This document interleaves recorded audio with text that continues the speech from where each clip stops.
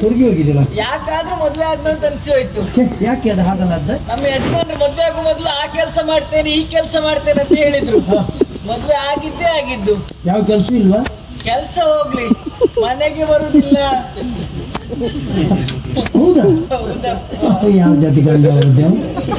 ಇವತ್ತಿಗೆ ಬರ್ಬೋದು, ಈಗ ನೋಡುವ. ಒಂದು ಹುಚ್ಚು ಬಿಡ್ಲಿಕ್ಕೆ ಉಂಟಾಗಲ್ಲ. ಇವತ್ತು ಉಂಟು ಪೂಜೆ ಅವರಿಗೆ. ಎದುರು ಬಿಡಲ್ಲ. ಇಲ್ಲಪ್ಪ, ಇಲ್ಲ ಇದ್ದರು.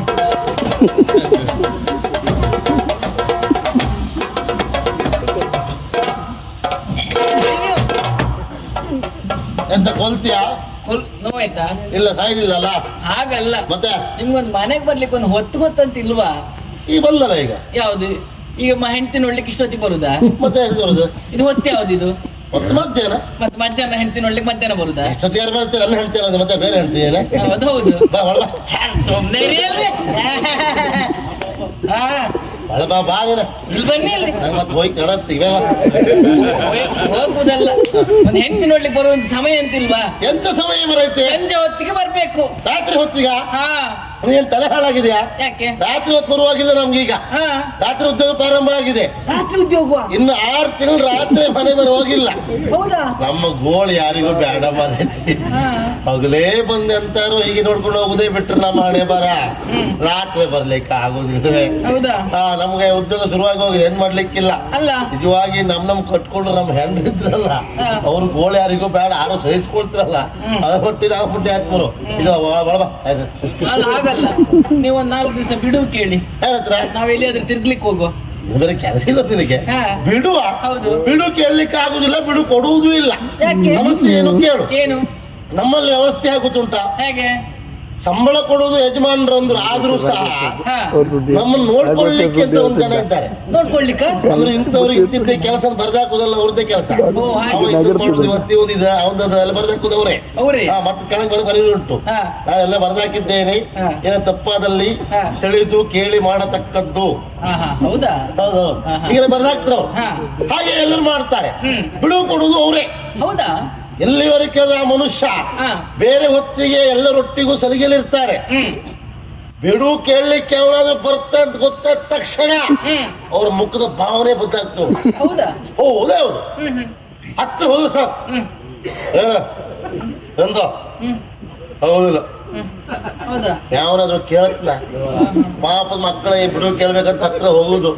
ಅವ್ರು ಹೀಗೆ ಮಾಡಿದ ತಕ್ಷಣ ಏನ್ ಬಂದ್ರೆ ಅಂತೆಲ್ಲ ಬಾಗತ್ರಿ ವಿಷಯ ಹೀಗೆ ಹೋಗ್ತಾ ಇರ್ತೀವಿ ಅಂತ ಬಿಡು ಕೇಳಲಿಕ್ಕೆ ಆಗುದಿಲ್ಲ. ಅಂತ ಗಂಭೀರ ಅದು. ನಾನೆಲ್ಲಾದ್ರೂ ಬಿಡು ಕೇಳಿದ್ರೆ ಸಾಕು, ಯಾಕೆ ಸೋತೆ ಇಲ್ಲ.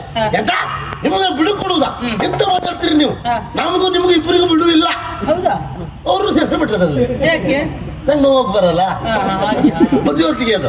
ಹೌದಾ? ನೀವು ಬಿಡು ಕೊಡ್ತೀವಿ ಅಂತ ಹೇಳಿ ಕೇಳ್ತೀರಿ. ನೀವು ಬಿಡು ಕೊಟ್ರೆ ನಾಳೆ ಬಂದವರೇನು ಹೇಳುವುದಿಲ್ಲ, ಅವ್ರು ಕೇಳ್ತಾರೆ, ಅವ್ರು ಏನೋ ಕೇಳ್ತಾರೆ, ನಾನು ಉತ್ತರ ಕೊಡ್ಬೇಕು, ಸಮಸ್ಯೆ ಆಗ್ತದೆ. ಆಗುದಿಲ್ಲ ಅದು. ಹಾಗೆಲ್ಲ ಹೇಳುದಾ? ಹಾಗೆ ಹೇಳುದು. ಹೌದಾ? ಹಾಗಂತ ಆ ಪುಣ್ಯಾತ್ ಬಿಡು ತಕೊಂಡು ಹೋದ್ ಯಾರಿಗೆ ಗೊತ್ತಾಗುದಿಲ್ಲ. ಯಾವಾಗ ಗೊತ್ತಾಗುದು? ಅವ್ರು ಹೊತ್ತಿಗೆ ಅವ್ರು ಬರ್ಲಿಲ್ವಾ ಇವತ್ತು ಬಿಡು ಇವರಿಗೆ ಮನುಷ್ಯನ ಅಂತ ಅವತ್ತು ಗೊತ್ತಾಗ್ಬೇಕು ನಮ್ಗೆ. ಅಲ್ಲಿವರೆಗೆ ಅಂತೂ ಗೊತ್ತಾಗುದಿಲ್ಲ. ಅಂತ ಬುದ್ಧಿವಂತರು. ಹಾಗಾಗಿ ಬಿಡು ಸಿಗುದಿಲ್ಲ. ರಾತ್ರಿ ಆಸೆ ಬಿಡು, ಹಗಲು ಪೂರೈಸುವುದೇ ಬಿಟ್ಟರೆ ಬೇರೆ ದಾರಿ ಇಲ್ಲ. ಬನ್ನಿ, ಈಗ ನೋಡಿ, ನೀವು ಅಷ್ಟೆಲ್ಲ ಕಷ್ಟದಲ್ಲಿ ಯಾಕೆ ಕೆಲಸ ಮಾಡ್ಬೇಕು? ಅದಕ್ಕೆ ನೀವು ಕೆಲ್ಸಕ್ಕೆ ಹೋಗುದು ಬೇಡ. ನೀವು ಕೆಲಸ ಬಿಡಿ, ನೀವು ಕೆಲಸ ಬಿಡಿ, ನೀವು ಕೆಲ್ಸಕ್ಕೆ ಹೋಗೋದು ಬೇಡ. ನೀವು ನಂಗೆ ಹಾಗೆ ಅನಿಸ್ತಾ ಉಂಟು. ಕೆಲಸ ಬಿಡಿ ನೀವು. ಹಾಗಂತ ಹಾಗೆ ಹೇಳಲಿಕ್ಕೆ ಆಗುದಿಲ್ಲ ಮರೈತಿ. ಈಗ ನೀ ಹೇಳ್ಬೋದು ಈ ಕೆಲಸ ಬಿಡಿ ಅಂತೇಳಿ. ನಾನು ಬೇರೆ ಕೆಲಸ ಮಾಡಿದ್ರೆ ಸಂಪಾದನೆ ಹಣ ಮಾಡ್ತಿದ್ದು ಏನು ಗೊತ್ತಿಲ್ಲ, ದೃಷ್ಟಿ ಬಿಟ್ಟದ್ದು ಹಣ ಆಗ್ತಿತ್ತು ಏನು. ಆದರೆ ಇಲ್ಲಿ ಸಿಗುವಂತ ಪ್ರಚಾರವು, ಇಷ್ಟು ಜನ ಅಭಿಮಾನಿಗಳು ಅಲ್ಲಿ ಸಿಗುವುದಿಲ್ಲ. ಇಲ್ಲಿ ಸಿಗುವಂತ ನೆಮ್ಮದಿ ಉಂಟೋಡು ಬೇರೆ ಕಡೆ ಬೇರೆ ಉದ್ಯೋಗ ಬಿಟ್ಟರೆ ನಮ್ಗೆ ಸಿಗುವುದಿಲ್ಲ. ಬಾವಿಯೊಳಗಿನ ಕಪ್ಪು ಎಲ್ಲಷ್ಟು ಮಾತ್ರ. ಇದು ಹಾಗಲ್ಲ, ದಿವಸಕ್ಕೊಂದು ಊರು, ದಿವಸ ಜನರು ಬೇರೆ ಬೇರೆ ಹೊಸಬರು ಅಂತ ಎಲ್ಲರೂ ಅಷ್ಟು ನೆಮ್ಮದಿ ಕೊಡ್ತದೆ ಅಂತ. ಹಾಗಾಗಿ ಯಾವುದೇ ಕಾರಣಕ್ಕೂ ನಮಗೆ ಈ ಉದ್ಯೋಗ ಬಿಡುವ ಪ್ರಶ್ನೆ ಇಲ್ಲ. ನನ್ನ ಕೊನೆ ಉಸಿರುವರೆಗೂ ನಾನು ಈ ಉದ್ಯೋಗದಲ್ಲೇ ಇರುವುದು. ಹಾಗಂತ ಬೇರೆ ಉದ್ಯೋಗ ಮಾಡುದಿಲ್ವ ಕೇಳಬೇಡ, ಮಾಡಬಹುದು. ಇದನ್ನು ಬಿಟ್ಟು ಬೇರೆ ಮಾಡುವುದಿಲ್ಲ ಅಂತ, ಇದರಲ್ಲಿ ಇದ್ದೇ ಬೇರೆ ಕೊಡೋದು. ಹಾಗಾಗಿ ಏನೇ ಇರಲಿ ಕೆಲಸ ಮಾಡ್ಕೋಬೇಡ. ನಿಮ್ಗೆ ಅದು ಒಂದೇ ಬೇರೆ ಎಂತ ಇಲ್ಲ ನಿಮ್ಗೆ. ಸುಮ್ಮನೆ ನೀವು ಮದುವೆ ಆಗೋ ಮೊದಲು ನನ್ನ ಅಪ್ಪರ ಹತ್ರ ಎಂತ ಮೈ ಮುಟ್ಬೇಡಿ ನೀವು. ನೀವು ಇಲ್ಲಿ ಬನ್ನಿ ಇಲ್ಲಿ ಬನ್ನಿ ಇಲ್ಲಿ. ನೀವು ಮದುವೆ ಆಗೋ ಮೊದಲು ನನ್ನ ಅಪ್ಪರ ಹತ್ರ ಎಂತ ಹೇಳಿದ್ದೀವಿ.